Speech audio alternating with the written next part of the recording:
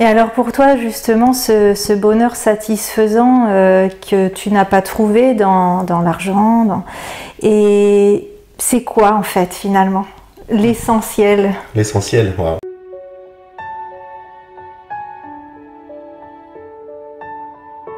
Je vais utiliser le mot bouddhisme, mais pas dans le sens religieux, dans le sens où il y a le Bouddha, une personne qui a trouvé un chemin et qui nous l'a transmis.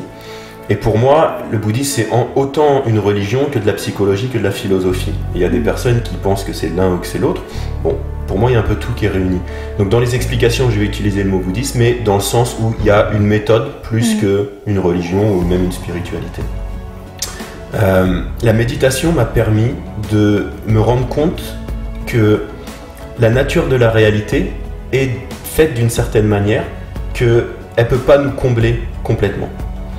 L'un des principes de base dans le bouddhisme, c'est la notion d'impermanence. Tout est constamment changeant.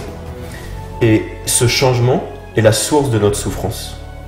Si par exemple on aime quelqu'un et que cette personne meurt ou qu'on se sépare, on va souffrir. Si on a un travail et que ce travail nous plaît, on va souffrir si on perd ce travail. Si on a de l'argent et qu'on perd cet argent, on va souffrir. Et la nature de la réalité, notre corps physique, c'est d'être malade, c'est de vieillir et c'est de mourir. Sauf que pour beaucoup, ces trois choses-là sont les trois causes de souffrance les plus extrêmes dans notre vie. Que ce soit pour nous personnellement ou pour les personnes que l'on aime. Donc quand on voit que la nature de la réalité est comme ça, et que notre attachement à quelque chose, on essaie que ce soit différent, on essaie de rendre les choses permanentes.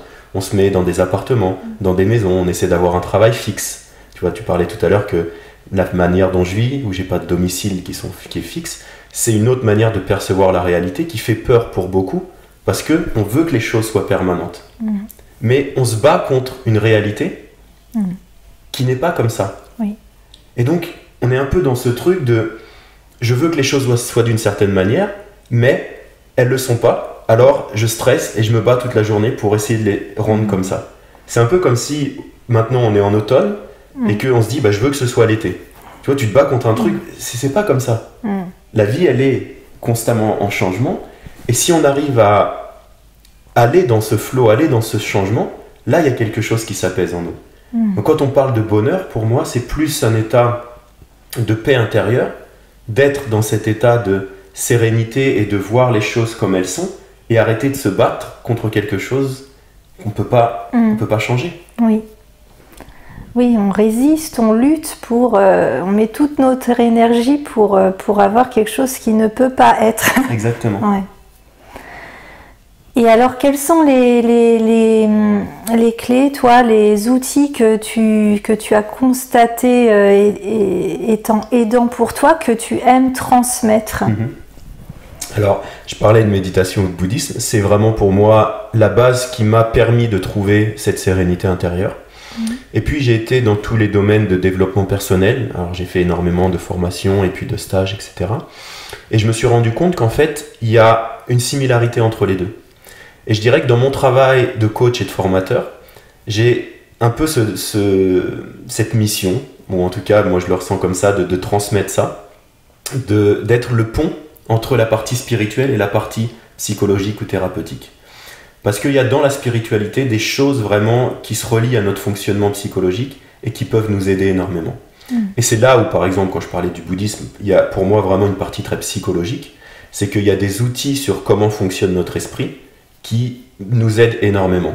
Et je dirais que même si, dans l'absolu, si on passait simplement quelques semaines ou quelques mois, comme j'ai eu la chance de le faire dans des monastères, à méditer toute la journée, c'est suffisant, on n'a rien besoin d'autre.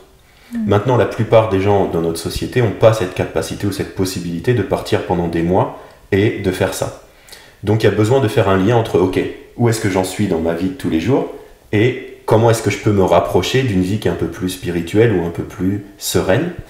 Et donc je transmets ça. Et les outils, je dirais que la notion de conscience, c'est quelque chose qui est très fort parce que quand on prend conscience d'un fonctionnement intérieur, c'est un peu tout ce travail de connais-toi toi-même, de développement personnel, quand on prend conscience d'un fonctionnement intérieur, il perd déjà de son emprise sur nous. Donc c'est un peu, je vais citer des psychologues comme Carl Jung, qui parlent de notre partie d'ombre et notre partie inconsciente, qui est, si on a des fonctionnements inconscients, ils nous dirigent inconsciemment. Par contre, le moment où on met de la lumière sur ces fonctionnements inconscients, on va les voir, et quand ils vont apparaître, on va être capable de les reconnaître, et donc de répondre à ça au lieu de réagir à ces fonctionnements.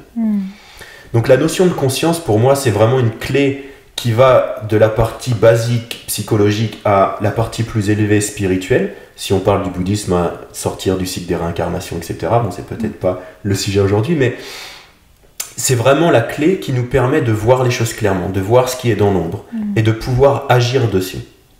Donc cette notion de conscience, comment est-ce qu'on la développe ?